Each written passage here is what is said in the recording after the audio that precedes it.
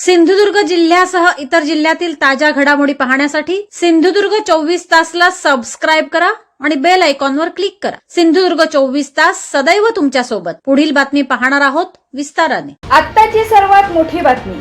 पोटच्या मुलानेच आपल्या आईची गोळी झाडून खून केल्याची घटना वेंगुर्ला तालुक्यातील अनसूर मडकिलवाडी येथे काल रात्री 9च्या सुमारास घडली। वासंती वासुदेव सरमळकर वय 65 असे मृत महिलेचे नाव असून तिचा मुलगा उमेश वासुदेव सरमळकर वय 40 याला वेंगुर्ला पोलिसांनी ताब्यात घेतले आहे। या प्रकरणी पोलिसांनी आरोपीकडून ठासनीची बंदूक ताब्यात घेतली असून आरोपीची चौकशी सुरू आहे।